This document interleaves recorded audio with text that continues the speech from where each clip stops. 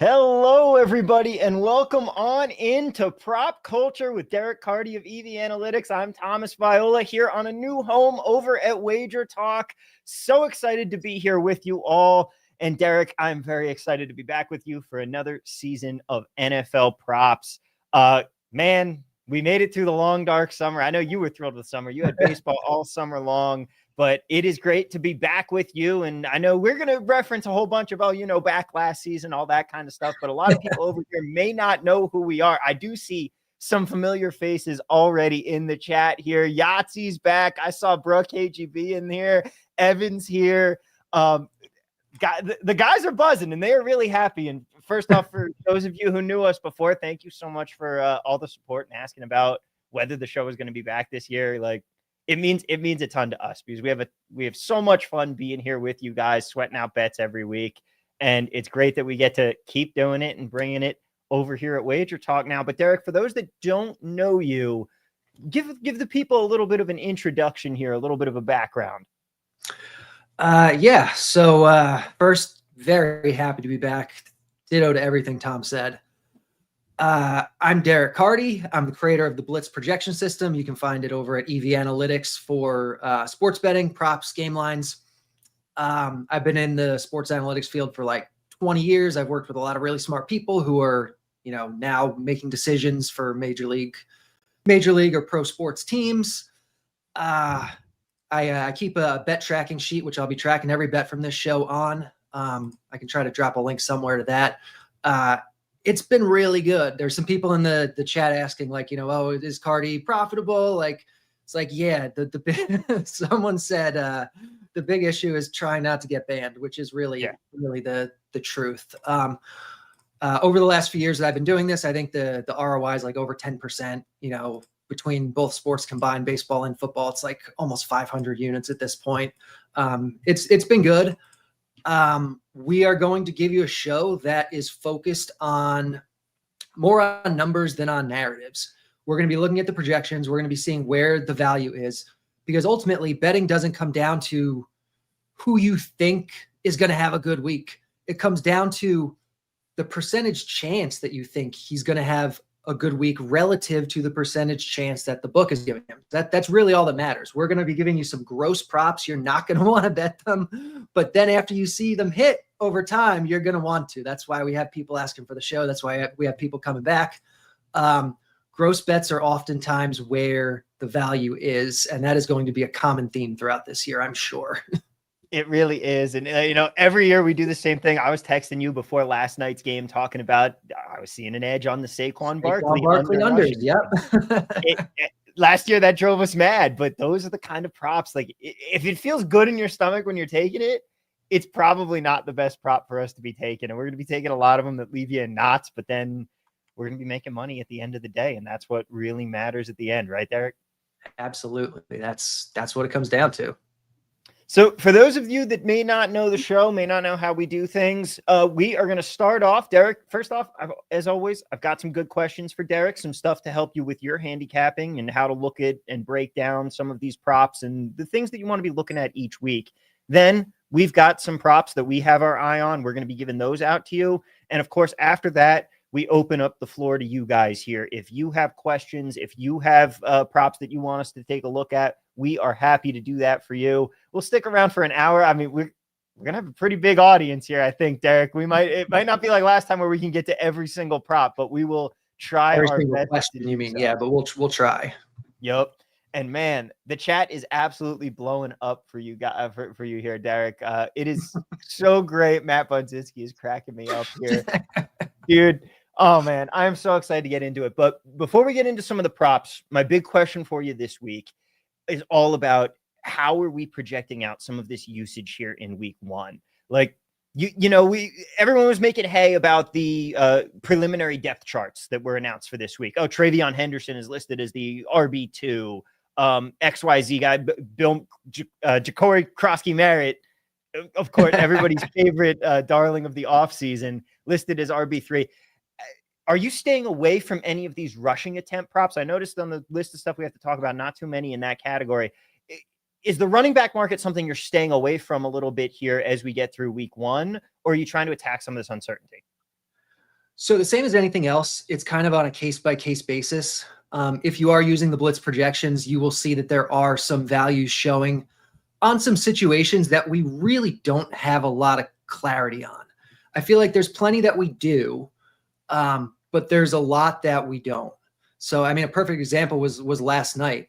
Just full disclosure, the blitz up until 90 minutes before lock was saying, unders on Javonte Williams rushing stuff, which I didn't take because I'm like, well, we're kind of just hedging and guessing here. We don't know who's going to get the work here. They have 3 running backs. We don't know how it's going to be divvied up. And then blue is inactive. And so the projection adjusts and it's not a good value for the under anymore. But like those types of situations where the projections are kind of fragile, those are the ones I would recommend kind of staying away from, waiting a week or two until we kind of see how the teams are going to use those types of guys. Like Jacksonville is another example like that. Early in the week, I saw some ETN props popping up, and I'm like, I'm not going to take that because, again, they have 3 guys. We don't know how they're going to divvy the work up. But there are plenty of situations where I feel like we do have a good handle on, based on what coaches have been saying, based on what we saw in the preseason, based on what they did last year. So those are the types of situations that I think we're going to be steering more towards, ones that we can have I mean, there's no such thing as certainty in week 1. We all think we know things and we really don't know anything. Anything could happen, but we're going to steer towards the situations that I think we have a better feel for than others. Exactly. And when it comes to that, does that mean that we're steering more towards certain markets than others, or is it simply just case by case with a lot of these different situations? I know running backfields are going to be the more messy thing. And then once we get through these first couple weeks, things are going to start really stabling out in that department. It's going to be less volatile and one of the bets that I'm going to love hitting all season long. Yeah. For today, it's going to be all over the place. There's not necessarily a market I'm avoiding or going after. I think we have props from maybe 5 different markets to go over here today. So it's kind of just going to be a mix of everything wherever I see the value is. And that's really the way betting should be. It's just, where is the value? That's it sounds so simple, and it is not as simple to find the value, but that really is what it comes down to. Exactly. And so with that, how about we jump into some of the props here? Let's take a look at the markets that we are focusing in on, and we are going to be going first. Let's pull up the EVA page, and then we'll shop around a little bit using our odds logic odds screen here. Let's take it away. Where are we looking first, Derek? Our first prop is going to be Rachaad White under rushing yards. There's some 20.5s out there right now. It looks like DraftKings -109 is the best number. FanDuel's -114 right there. On exchanges, you can get it right around there too. If you're in the chat and you're getting these, definitely tell us what number you're getting, what book you're finding it at, if there's a number that we missed.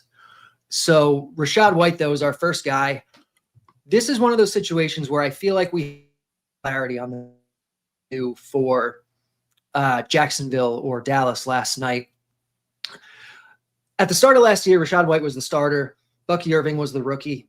By the end of the year, Bucky Irving was getting all the work. They really soured on Rachaad White. They loved Bucky Irving. He was getting 80 to 90% of the carries over the last 4 to 5 weeks of the year. And Rachaad White was getting basically nothing. He was playing a little bit, during garbage time or catch up and that kind of stuff. But, and then this offseason, you look at some of the quotes that the coaches say, and I'm just going to shout it out right off the top. Coach Speak Index I use for all of this type of stuff. They are fantastic. If you're not using it, go over there, use that service.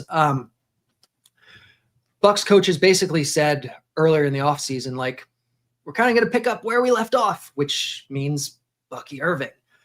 There was very little said about Rachaad White throughout the offseason from the coaches. More was actually said about Sean Tucker. I think there's a real non-zero chance that Rachaad White is the 3rd running back here and Tucker is number 2. And if Bucky's getting the big workload and Tucker's getting a couple carries, that's not going to leave much for White here.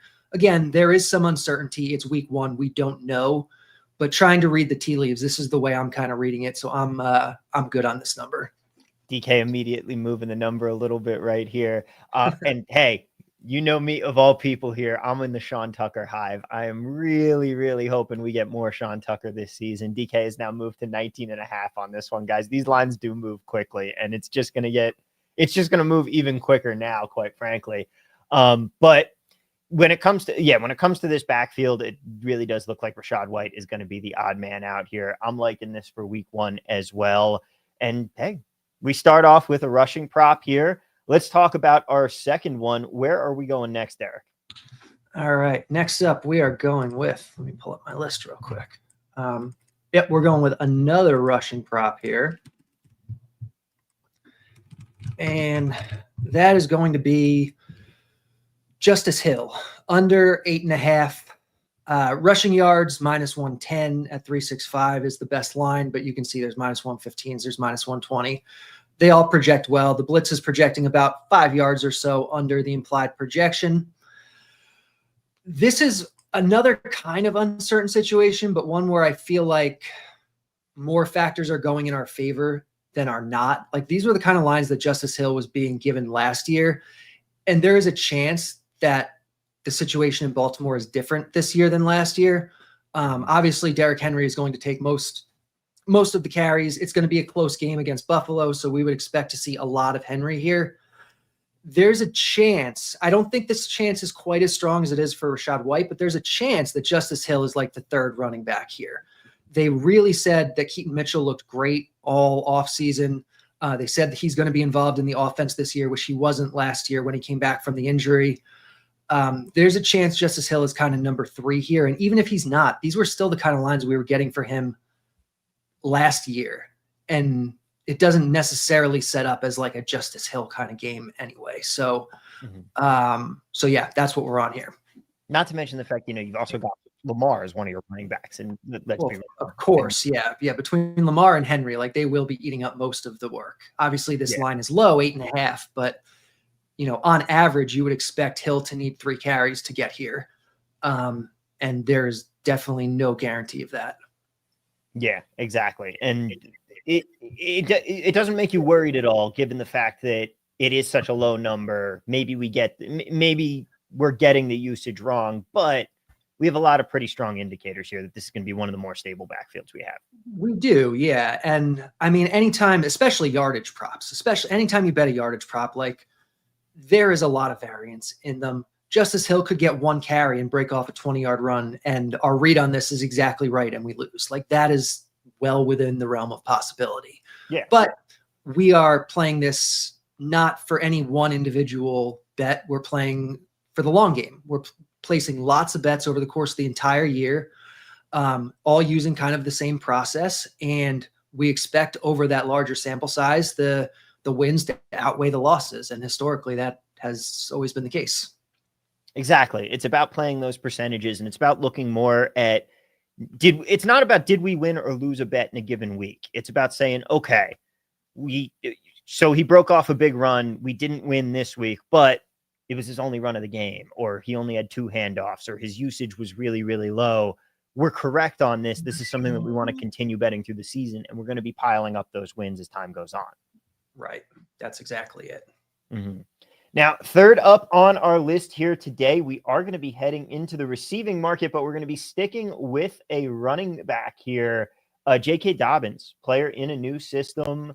Where are we going on him with the Denver Broncos here? We are looking at Dobbins under half a reception. Plus 150 at ESPN is the best number, but you can see there's 145s out there. These 2.5s look okay, but they're really heavily juiced. So I prefer the 1.5 for whichever books have it. You can see the blitz is projecting like right about 1.5. So this is one where it's basically a coin flip. Like, it projects almost to win about 50% of the time, but we're getting plus 150 on it. If you get plus 150 on a coin flip, you are flipping that coin as many times as you are allowed to. So I like this one. 2 catches for a non-starting running back is usually pretty rare. Dobbins, this is a situation where I don't think we have a great feel for the backfield. Like, we have Dobbins and we have rookie RJ Harvey. We still have Jaleel McLaughlin in the mix. Potentially we have Tyler Badie in the mix. They were talking him up a little bit in the preseason. So we'll have to see who's active and how they split this up. But the way I'm kind of seeing it right now, the way they've talked about it, and the way we kind of saw it play out at the end of the preseason, who was playing with who was rested, all that kind of stuff. It looks like Harvey's going to get more of the early down work to start the year. And it seems like they feel more confident about J.K. Dobbins in pass protection, which makes me a little scared on this one because we are betting receptions. However, Denver's the biggest favorite of the week. They are 8-point favorites here against Tennessee. They probably won't need to be throwing the ball that much. They're not going to be, playing from behind or doing hurry up. And this is a run heavy offense to begin with. So I do think that this sets up potentially, if it's more Dobbins in a pass catching role, Harvey in a, grinder kind of role, it does set up more as a Harvey game script. So again, there's risk on this. Dobbins, if he is in there for all the passing downs and, he catches a couple balls, like so be it. It could happen. But we're getting good odds on it for what does project as about a coin flip. Yeah, looking over, I know in the chat here, Mark Paris says that we have Bet365 with plus 155 on this one. And over with our friends at Odds Logic, we can see here with J.K. Dobbins in that receptions market, we got under 145 at MGM still up on the board here. So couple options still to go. Bogler saying, I can't find them now. Yeah, some of these do move really quickly after we talk about them here, guys. But Reed may have been in there. A bunch of them have closed right after we say them at some books. That's called cowardly sports books. That's called cowardly. Exactly. All right. Third up on the well, no, that was third up on the list here, but fourth, again, common theme that you guys are going to see this season. We're going to be going to some of these under markets, and we're going to be going to markets on some more obscure guys. We're looking at Will Dissly as our fourth guy here. Yeah, we didn't say it, but if you tuned into this show hoping you were going to see like Justin Jefferson anytime touchdown plus 250, like that is not the kind of stuff we're going to talk about. Oh yeah, here we are. Same market. What it comes down to is that, books know people want to bet overs. Books know people want to bet on star players. So you're rarely going to find value on those types of guys. Maybe you'll find value on the under for them, but winning a bet on Will Dissly is just as good as winning a bet on, CeeDee Lamb or whoever. Pays out the same amount. And so finding some of these more obscure guys and finding the right angles on them and that's why projections are so great, because it can project out the whole game for you. And it can really, like, off the top of your head, you're not really going to be able to handicap Will Dissly's reception super well, probably, but you have a projection and it does all the heavy lifting for you. And so Will Dissly here, we're looking at, I think the under, what did I say? Yeah, the under 1.5, I like more than the 2.5. So I think these are actually offline anyway. These are Prize Picks and Underdog. Mm-hmm. So I think the best line is this 135 here at Hard Rock right now. But you can find 130, 125. There's widely available line. So there was a great article at Pro Football Focus, a great series of articles actually during the preseason, where they looked after every game at how everyone was used, like who was used with the starters, who was used in what role, who rested at what points on what weeks.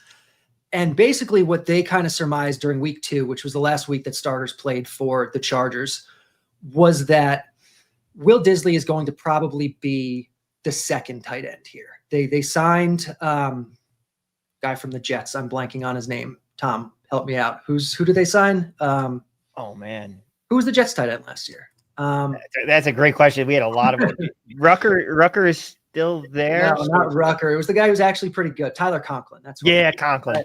Tyler Conklin. Okay. Yep. So they signed Tyler Conklin this offseason. Conklin was playing in more of the formations, on more of the downs, in more of the situations that last year we saw the pass catching tight end for the Chargers play in that second preseason game. It's a second preseason game. We don't know for sure, but I think that sounds pretty good, given that it's week 1 and there's a lot that we don't know. So this is another one where it projects as about a coin flip. You can see 1.57 is the projection. We're not getting quite as good odds on it as we did for Dobbins, but plus 135, plus 130, plus 120. We're still getting good enough odds for what is like a 50-ish% play. Yeah. And by the way, Nathan was just asking, circling back on Hill there, would you take Hill under 7.5 yards? I feel like we're banking on the same thing as the reception market to the point where Yeah, I can circle back and look. At that point, like even 1 yard can make a bit. I'd have to, once the lines adjust, I'd have to refresh the page. Once the lines adjust, then we can look. I would think I'm probably okay at 7.5 as long as you're getting like decent odds, like even money -110. Like as long as you don't have to pay for it, I think 7.5 is probably still fine. All right. So then we've got Will Dissly after that, and moving on from him, guess what? We're going to another guy who is a big name, really the superstar here, Pat Bryant. We're going to Pat Bryant next. Yes, man. Pat Bryant. So Bryant's lines opened up. You can see at the bottom, there's a couple stale lines here. They need to update them. His lines opened up at about like 11.5, 12.5. And over the last 24 hours, they have dropped considerably down to 4.5. Bryant was a guy that I wasn't sure what to make of, because in the preseason, if you followed that PFF series, they kind of said that he was basically just used as a backup to Cortland Sutton and that he might not actually see a lot of time early in the year. However, if you look at the way that Sean Payton has used his receivers historically, and you look at the way he's been talking about them lately, he mixes and matches. Like he doesn't just play, Cortland Sutton will play everything, but the number 2 receiver, the number 3 receiver, number 4 receiver, if they're kind of going to just get mixed and matched based on matchup situations, however he kind of feels like doing it. And when he's been asked about which receivers we're going to be seeing, he's mentioned Pat Bryant multiple times. I think we're probably looking at Troy Franklin as like the, I don't know, number two, maybe Marvin Mims, but they're all going to be in there. And so 4.5 for Bryant, I think he's going to see the field enough. Even though we said this isn't going to be a passing spot for Denver when it came to Dobbins, 4.5 is a low line. Like this is probably one catch for Bryant. So hopefully we get that. And honestly, if they're not planning on like playing Bryant a lot early in the season, there's a chance he's inactive. Like we see that with rookies sometimes, and then it's a void. So it doesn't even matter. It's not a loss. So that's kind of an extra little out for us here too, if the read is wrong. Exactly. And that's the nice thing with taking some of these guys that, again, common theme. It's those not quite fringe of the roster players, but it's the wide receiver 3 and 4s, the RB 2 and 3s, the guys that the books aren't paying as much attention to. They aren't getting as much action on. They aren't moving lines as much. Those are the spots where you're going to find these edges and find the spots worth exploiting here to help you be profitable all season long. Yeah, that's exactly it. The more you can exploit these type of things, the more bets you're going to find and the more profitable you're going to be. Now, a good question here coming in from the chat from a fan favorite of the show, Justin Long. If you loved the thumbnails last season, this was the man behind the magic. But Justin wants to know, curious about your season-long thoughts on Cam Ward, since we're on the Titans game as it is. The Blitz actually kind of liked his over, if I'm not mistaken, for this first game. Maybe. I think I saw his over. I didn't see passing. It might, but I liked his over rushing attempts. I think there was some pretty solid value on. Season long, the Blitz doesn't love Ward just because I've said it a lot, but like rookie quarterbacks, even first pick elite prospect rookie quarterbacks are usually among the worst quarterbacks in the league the first year. On average, that's what they are. There are exceptions. CJ Stroud's rookie year, Jaden Daniels last year. But then you also have all the flops. I mean, Caleb Williams last year was awful. And part of that's coaching, part of that's whatever. But Derek hates rookies. Derek is realistic about rookies. People want to see the upside and think that's what's going to happen, but they don't see the downside that can happen too. And so I try to take more of a measured approach. I think Cam Ward is interesting. I think there's definitely upside for him, not just because of the talent, but because of the coaching. Brian Callahan used to run the offense used to be offensive coordinator for the Cincinnati Bengals, who are the most pass-heavy team in all of football. They tried being pass-heavy at the start of last year, but when Will Levis was just terrible, they stopped doing that. And they just started running the ball. If they decide, okay, we trust Cam Ward, we're going to go out and we're going to be pass heavy as the Bengals were, like then you're looking at something that, maybe has some legs here. But for his rookie year, I would think it'll probably be a little bit more measured than that. So if those types of guys, I much prefer JJ McCarthy for season long, because I just think he's in the better offense. I think we can be more certain they're going to be passing the ball. He has better receivers. Ward really doesn't have a whole lot to work with. And McCarthy plays in a dome. He was actually one of my favorite QB sleepers this year. Yeah. I find when I'm trying to bank on rookie upside, rather than trying to hit them in individual games where, you might, like maybe you're right. He's RG3 from that rookie season, and you're able to get a bunch of his overs before the market catches up over the first couple weeks of the season. I like to invest, but like if you're wrong, you might just be investing a bunch of money and burning some units right through your bankroll to start the season. I like to go and invest in a couple other ways. Like, for example, I'm on some Titans futures this year, because if we do hit that moonshot, if he is RG3, if he is the big rookie that gets you there, like Jaden Daniels last year, all of a sudden Titans to make the playoffs, you invest one unit and you got a decent bet at plus money there for the whole season. Titans to win the AFC South. It's a winnable division anyway. I took some of that. Like, those are the kind of things that I'm looking at if I want to take shots on some of these rookie quarterbacks, on some of the guys that, hey, maybe this is where we're catching lightning in a bottle. It worked last year for Washington. Obviously, there are plenty of years where it doesn't work, but that's how I like to approach some of those, so that I'm not investing too many units over the course of one prop.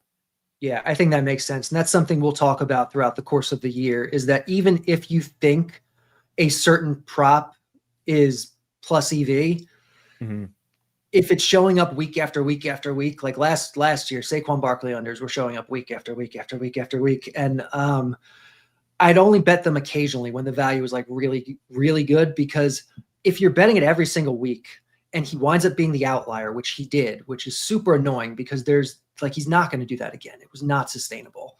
Yeah. But if he winds up being the outlier, because there are outliers sometimes, now you've invested a disproportionate amount of your bankroll into the same angle week after week after week. And that kind of increases your variance, your risk factor. So yeah, that's a theme that'll come up this year too. We're back on the Dameon Pierce train this year with all the injuries going on around there. But oh man, that was one last year. For those of you who were with us, for those of you that weren't, I think. Yeah, you're right. Wow, 2 years ago. But it was just every week he would get the usage and was just such an outlier to the under. 2 yards a carry. Yeah, he was so bad. And every week we were sitting there like, it's an edge, but eventually you just got to stop setting the money on fire and say, hey, some of these guys are going to be outliers, and you have to be able to spot some of that. But the good news is there aren't too many of those. And hopefully you don't get caught up in them. Bogler saying he was not a workhorse. He was a dead horse that year. And man, now we're right back to him, but we'll see if Nick Chubb takes the reins there. But oh man, wild things going on there. Wild turkey. Absolutely right. Pierce was hired by the books to suck our money out that year. All right. Next up here, we've got Michael Wilson that we're going to be going to look at for his receiving market props on this one.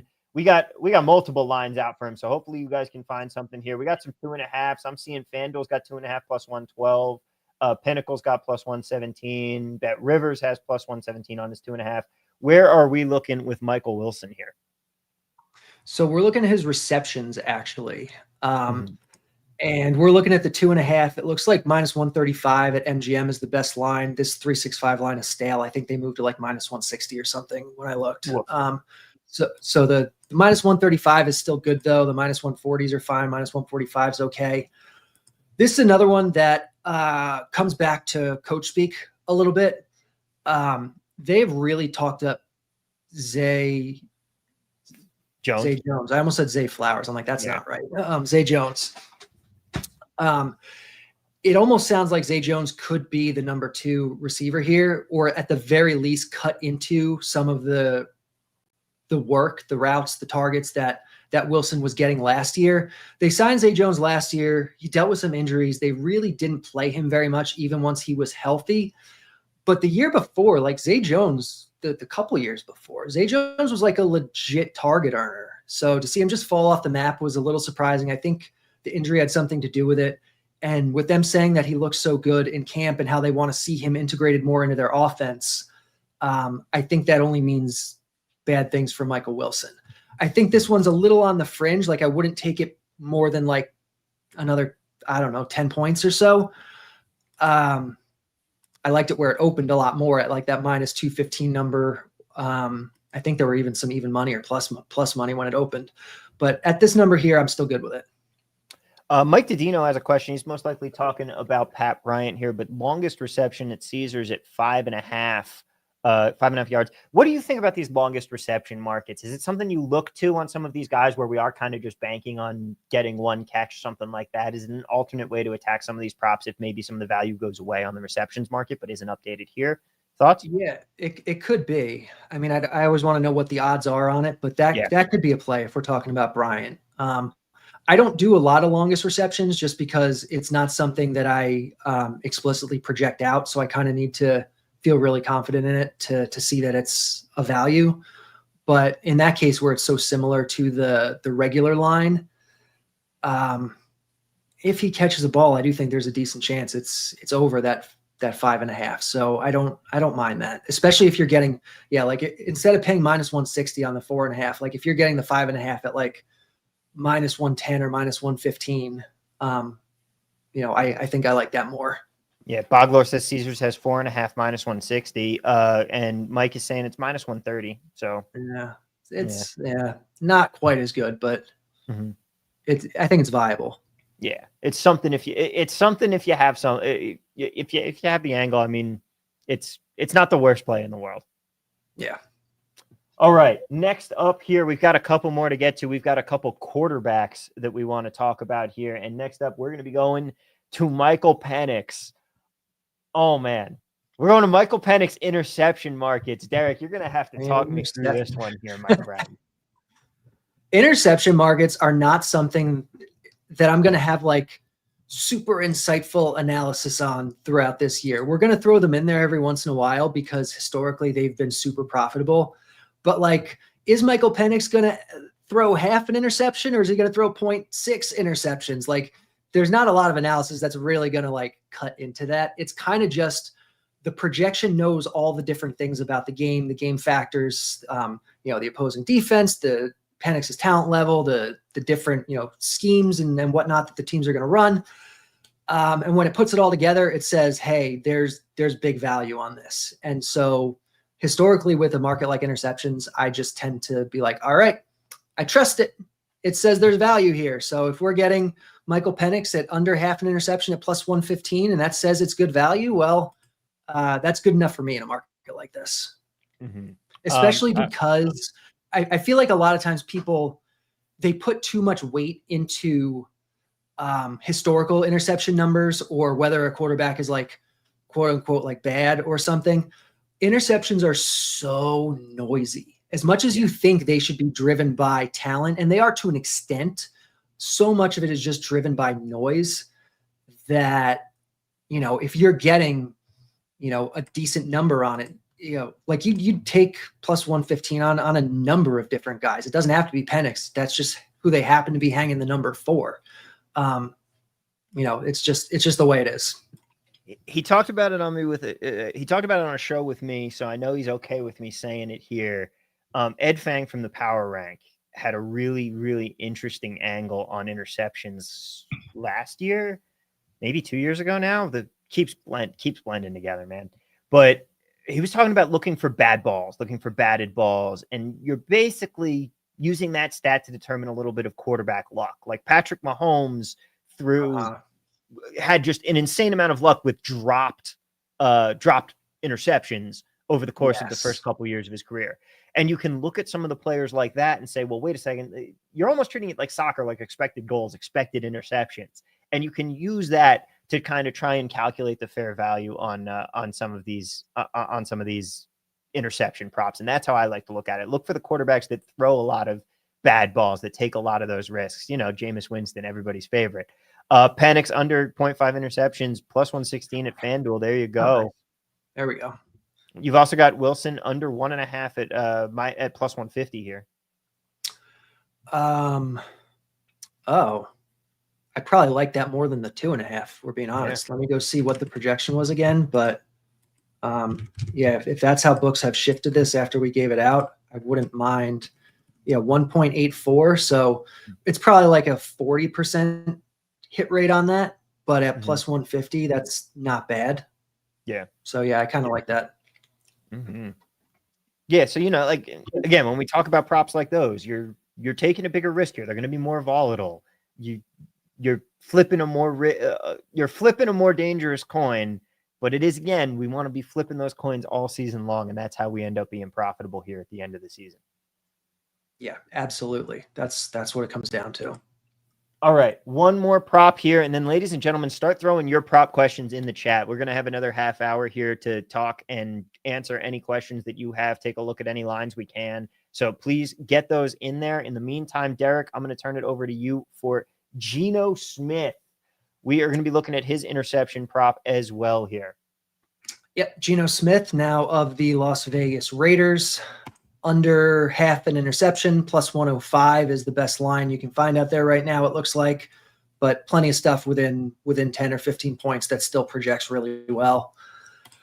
Geno is, I don't even know what I'm going to say. Like, it's another interception one. Like, the projection likes it, and that's what it comes down to. I can tell you.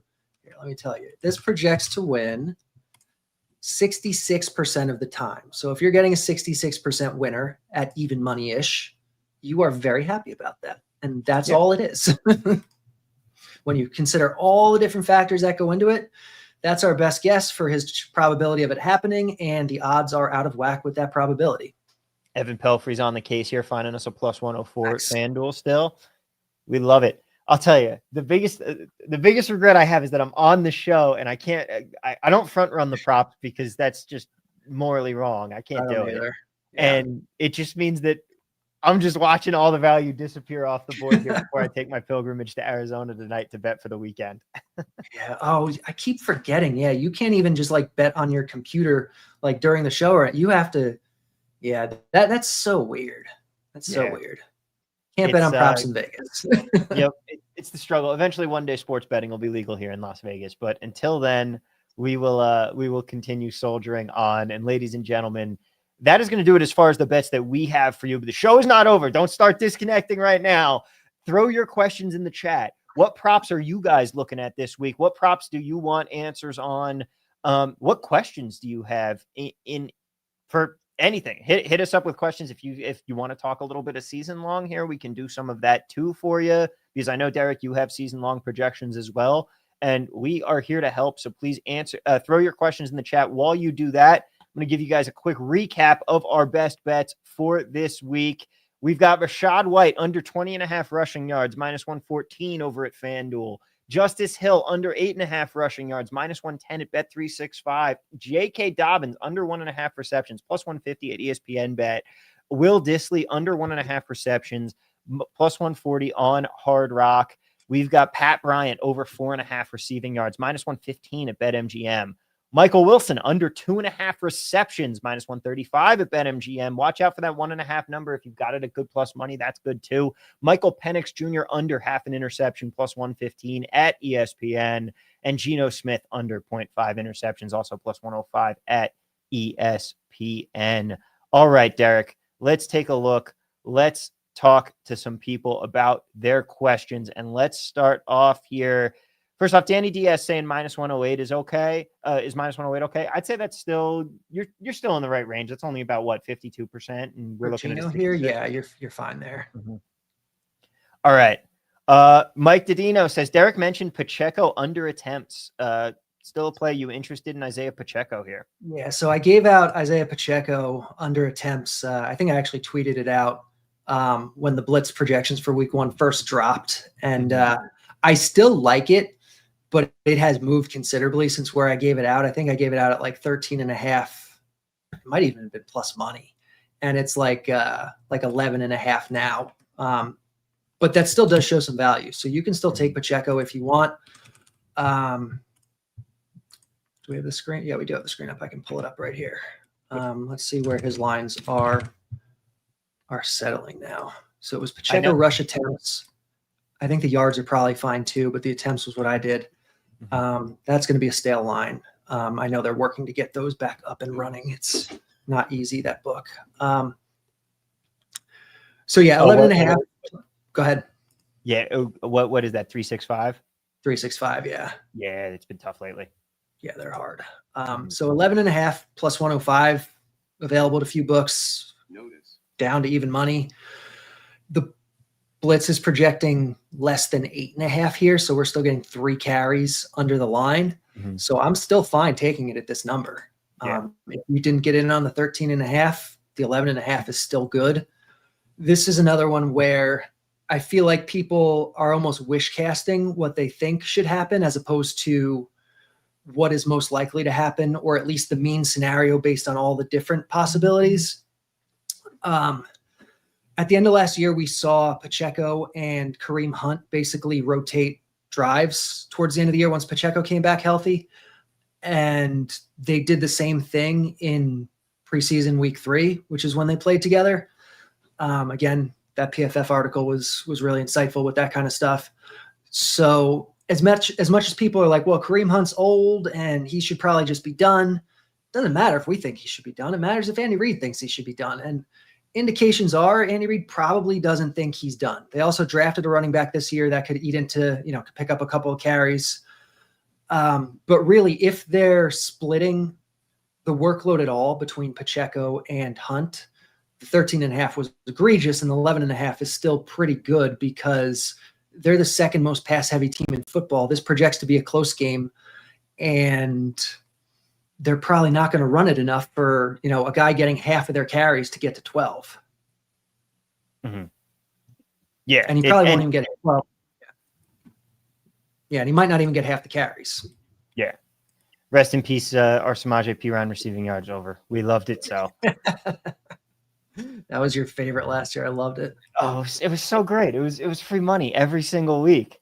All right. Bro, KGB has a question for you. Any love for Noah Gray over 1.5 receptions? Well, let's pull it up and see what the projections think.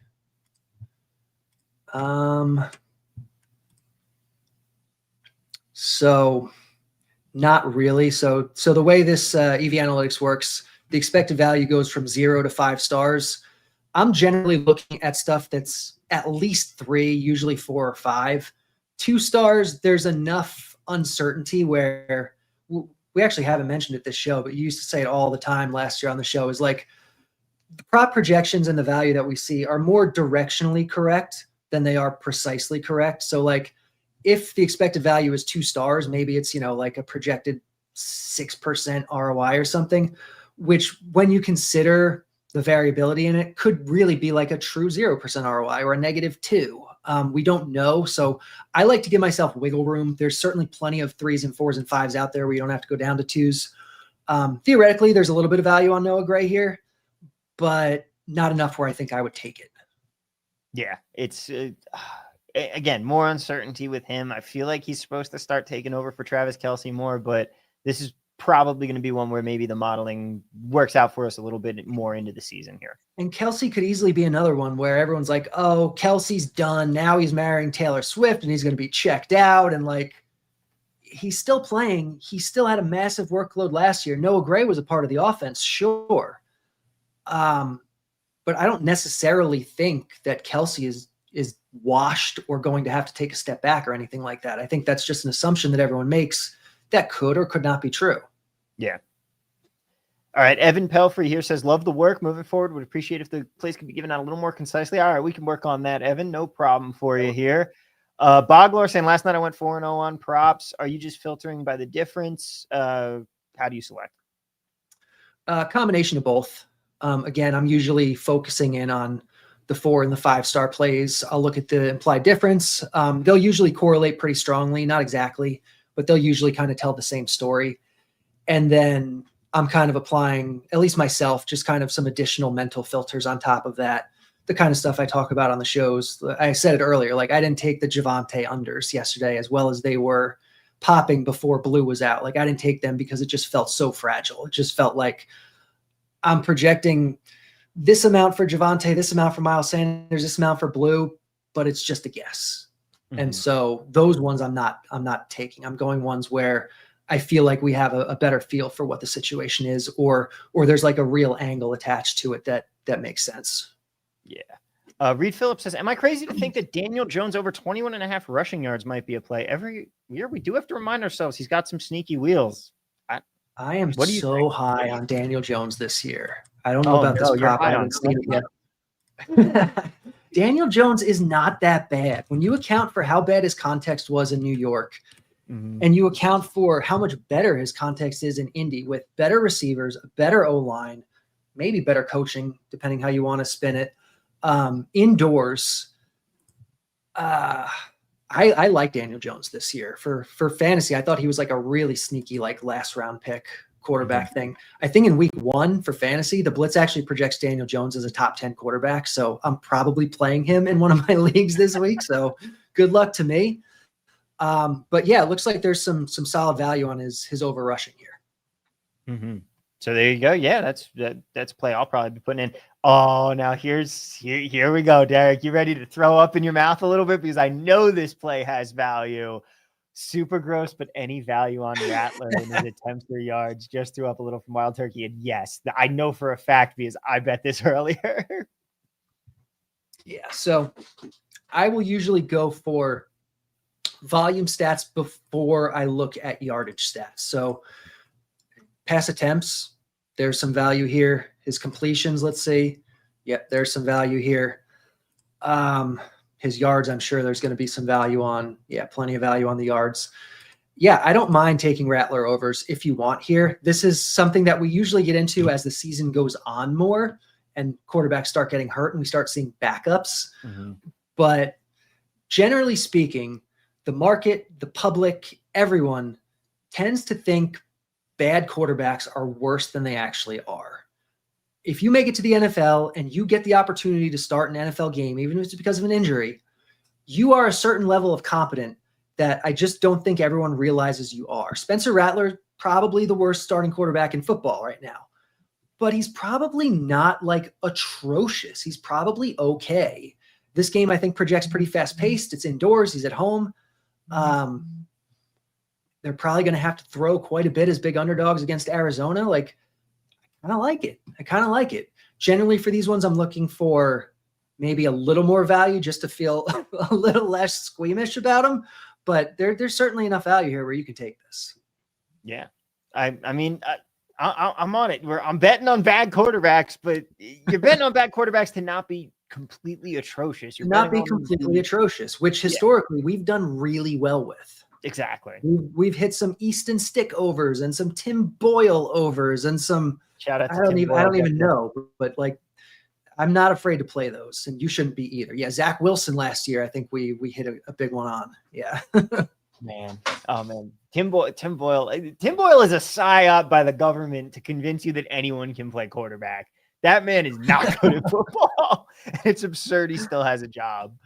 All right. Yeah. Guitar programming lessons. I'm learning the guitar right now, man. I'll have to check out your channel. But question for Derek, is tennis worth pursuing at all? Are there the same advantages and mathematical edges available? I know the show is football. Do you do any tennis here? He apologizes for not being germane directly to the show. But any thoughts here for him? I know very little about tennis.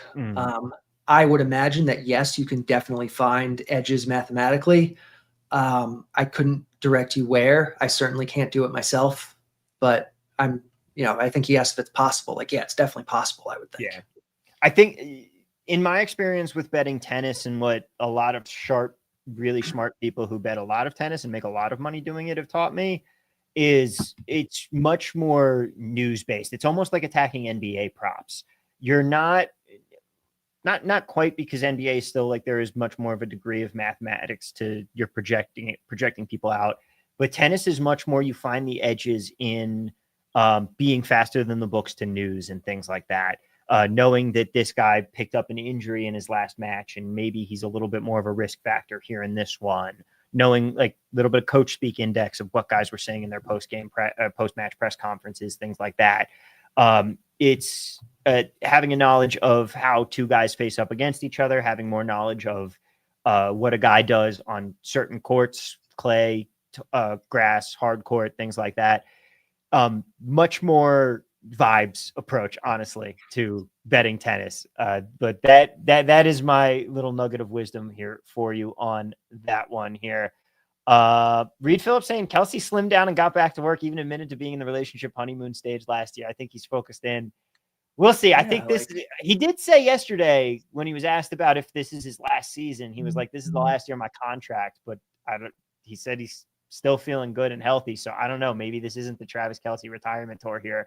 Although quite frankly, if I was marrying Taylor Swift, I would absolutely stop being paid to get my head bashed in every week by 300-pound men. Yeah. I mean, you get to that point though. It's probably because you're so passionate about it and you love it. So he's not ready to hang it up. And maybe he is. Maybe I'm completely wrong. Maybe he checks out and he's just terrible this year. But I think more likely than not, we're still getting some pretty good Kelsey action this year. So, yep. Yahtzee says his biggest win ever was the Zach Wilson 300+ yard game. I'm pretty sure we talked about that on a show. I think that might have been one of our plays. Yeah, that sounds familiar. Mike wants to know, do we have anything? Give me. I thought he said, give me Sam plays. I thought we were going to be talking about Sam Darnold here. You want to pull up the graphic again? I mean, I think they've all probably moved. Everyone in the chat saying they moved very quickly after we gave them out. But we gave out, I think, eight props today at the start of the show. And we've still got a little more time. We've got a few more questions here. Brian Sion says, any value on Stroud pass attempts over 31.5 at -120. Got rid of Slowick at OC and current mess in their backfield. Thoughts here on CJ Stroud? CJ Stroud, showing a little bit of value on the attempts. You're going to want to price shop it. If you're getting it down at like -130 or something, you're probably not in on it. But at these -105s, maybe the -115, it looks solid enough. Yeah, like he said, the running game there is going to be a bit of a mess.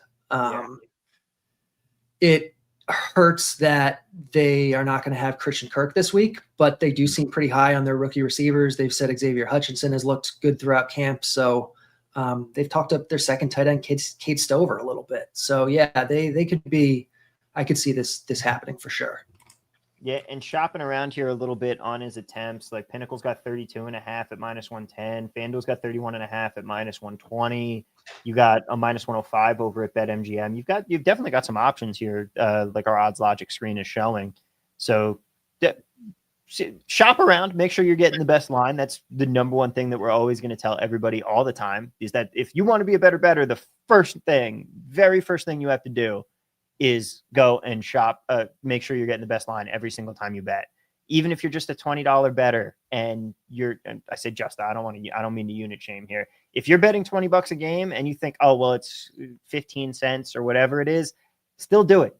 It's about the habit. It's about having the good qualities, and that stuff still adds up for you. It adds up over time. And depending how stark the changes are, like it can be the difference between being profitable and not being profitable. So you want to, even if you're only betting, I shouldn't say only either, even if you're betting a smaller amount of money, you still want to make money. You still want to be profitable. I doubt anyone is watching the show and doesn't want to. So yeah, line shop for sure. Hugely important. Exactly. Reed Merritt, would you play Hill under 7.5 at -120 here? You know what, let me give this a refresh. We'll see where the lines are at now and where the projection lines up against them. All right, so we were looking at Justice Hill, 7.5 -120. Yeah, it still projects decently. I think I'm okay with that still. Yeah. All right, we got a couple more questions in here that we can get to because we got a couple more minutes, and it looks like we've got 3 more questions. So let's get to them here. Danny Diaz, Tua over 225, 22.5 completions, 225 completions. I'd take the under. 22.5 completions on Hard Rock here is what Danny's got. Let's talk about Tua for a second. So this is one I almost hit immediately when the blitz was finished for week 1. My only concern here, Oh, wow. Yeah. So this has actually moved. This has moved quite a bit since where it opened. But yeah, the 22.5 still look pretty good depending on the number you're getting. My concern here is that they're going into Indy, which is normally indoors, but it's the first week of the year. I want to check the weather in Indy again, but it kind of almost looked like weather where they might leave the roof open, which is kind of what the Blitz is projecting right now, actually. So if the roof happens to be closed, Tua's projection will bump up a little bit. I will probably wind up hitting it, but I am worried that it's not actually going to be an indoor game. Still looks solid if you can get it at the right number. If you're up at the 24.5 now, or even the 23.5 that's juiced, you're probably not on that anymore. Yeah. Is it the Texans stadium that like it does open, but they're famous for never opening it? Almost and never, yeah, that's the Texans. The one time they tried, a bolt fell and hit somebody and they got sued. And they were like, we're done. We're not doing it again. We got another Pacheco prop here, under 1.5 receptions for Isaiah Pacheco, who's not really used much in the passing game, I feel like. Let's take a look. Yeah, I mean, he's not usually used a ton in the passing game. They have Hunt, the new guy, what's his name, Rachaad Smith, I think they drafted, potentially going to get involved in the passing game. So yeah, this one looks great, actually. I don't know how I missed this one. The under 1.5, you're getting around plus 150, and it's another one where it's like a coin flip. So yeah, I would be totally good with this. Yeah. All right. Fun little Pacheco story. He was my partner for a Call of Duty Warzone tournament once. Back when he wasn't drafted yet, it was the Shrine Bowl, and he and I was hosting an event. He was just there to play, and I was like, "Oh yeah, you went to Rutgers? Like, I'm from New Jersey and all that." We ended up becoming friends, and the next thing I know, he's in a Super Bowl, being the key running back. I'm like, this is insane. Last question, Mike Didino again. Fantasy question to end it. And we already talked about this a little bit. He's got Geno, Herbert, and May as options for a quarterback, but you're saying throw a dart on Daniel Jones. I am. If you have the roster spot for it, I would take Daniel Jones ahead of all those guys for this week specifically, especially if the roof is closed, which hopefully we should be fine. Actually, I'm actually not even sure, because it used to be Irsay who would tweet out whether the roof was open or closed, and he's passed. So yeah, normally it'd be like tweeted out around now. So we'll have to see, I guess, where we get that info from this year.